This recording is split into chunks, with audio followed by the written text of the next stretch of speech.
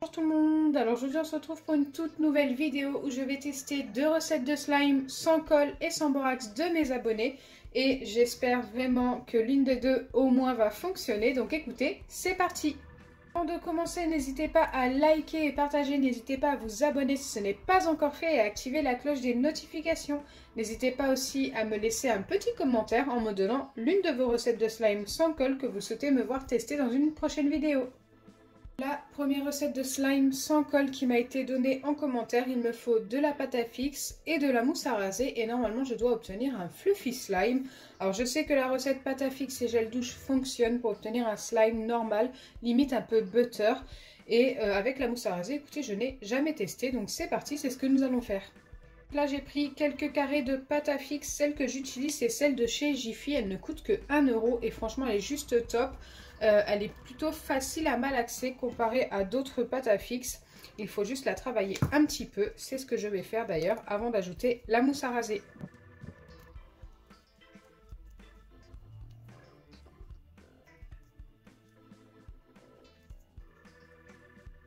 Donc là elle commence déjà à devenir plus élastique qu'au début, moins cassante.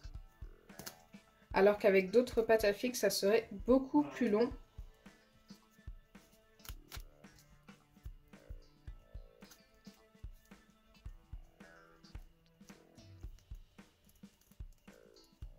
Donc là je pense être pas mal, je viens ajouter ma mousse à raser petit à petit jusqu'à l'obtention de mon slime. Alors je ne l'ai jamais testé, je ne sais pas du tout ce que je dois mettre comme dose de mousse. Comme j'ai dit, on va y aller petit à petit comme indiqué sur la recette.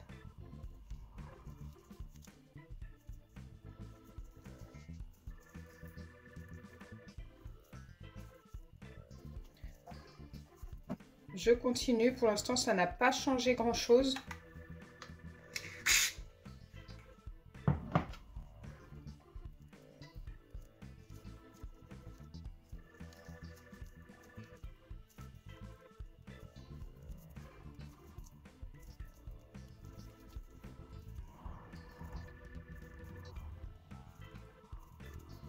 Alors après en avoir mis 2 fois, la pâte à fixe est un petit peu moins dure, mais pour l'instant je ne vois pas une grosse différence par rapport au début. Il me reste un petit peu sur les doigts.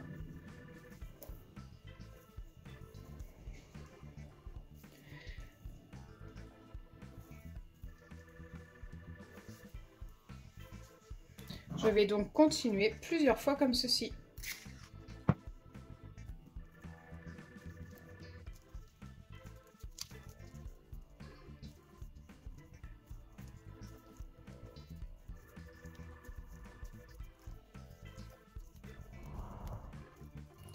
Donc là, je vous avoue que j'en ai mis au moins 6 ou 7 fois. J'ai bientôt fini la 7e fois, je pense, pour le mélange. Et écoutez, pour ce qui est du slime, je l'ai obtenu. Ça, c'est clair que ça marche. Ça fait à peu près la même chose qu'avec le gel douche, mais un peu moins étirable. Mais par contre, pour ce qui est du côté fluffy, je pense qu'on ne va pas l'obtenir. Ça ne fonctionne pas. Donc c'est bien une recette de slime, mais pas fluffy. Là, je termine de la malaxer pour enlever la mousse à raser qu'il me reste sur les doigts. Mais vous voyez que la texture n'a pas beaucoup changé, à part qu'elle s'étire quand même beaucoup mieux, ça, il n'y a pas photo. Voilà, on obtient vraiment un vrai slime qui s'étire très très bien, mais qui n'a rien d'un fluffy slime. Alors, c'est beaucoup plus long à former avec la mousse à raser qu'avec le gel douche. Avec le gel douche, c'est beaucoup plus rapide.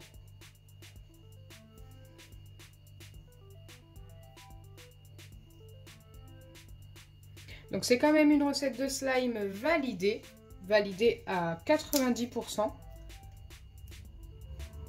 Elle fonctionne très très bien, mais seulement pour un slime normal. Pour la deuxième recette, il me faut du tapioca, de l'eau, du sucre en poudre, de la farine et du colorant alimentaire en facultatif.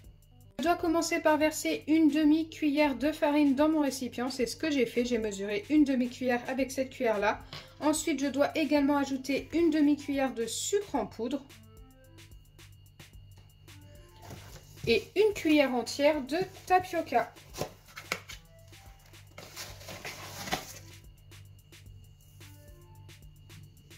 Franchement, je ne sais pas du tout ce que ça va donner.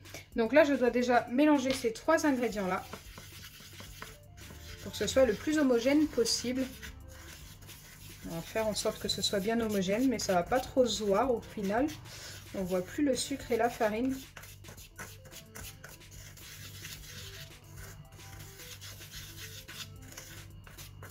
Ok, je pense quand même être pas mal. J'ai oublié de vous dire qu'il vous faut un récipient qui passe au micro-ondes.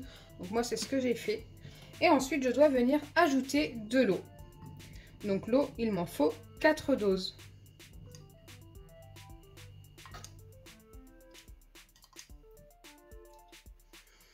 Et bien sûr, quelques gouttes de colorant.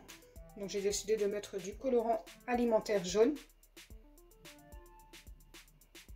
Comme je vous ai dit, c'était facultatif pour le colorant.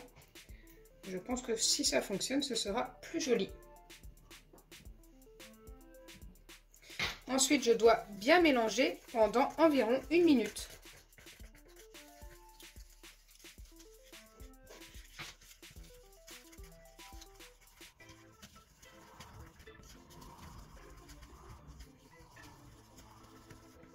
Une fois que c'est bien mélangé pendant environ 1 minute, donc moi j'ai mélangé je pense pendant un peu plus d'1 minute, je dois placer ça au micro-ondes jusqu'à l'obtention de mon slime, donc je ne sais pas du tout combien de temps.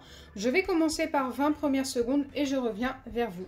Voilà ce que ça m'a donné après les 20 premières secondes, c'est très chaud et c'est très particulier, j'ai l'impression au niveau de la texture et j'ai vraiment l'impression qu'il ne va pas falloir le mettre beaucoup plus.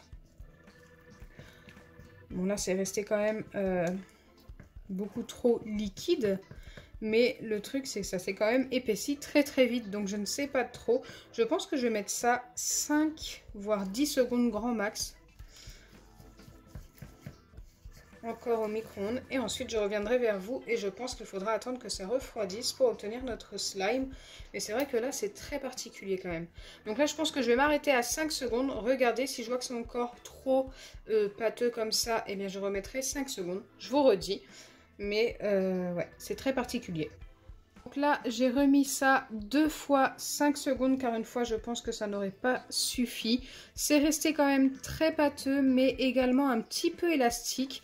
Donc je pense qu'on est quand même plutôt pas mal. On verra. Je vais laisser refroidir pendant environ 15 à 20 minutes parce que là, c'est vraiment hyper chaud, hein. Je peux vraiment pas toucher à la pâte. Et nous verrons ensuite si nous avons obtenu notre slime. Donc me revoilà après avoir laissé refroidir la pâte, je pense, assez longtemps. Et autant vous dire qu'elle est très compacte maintenant.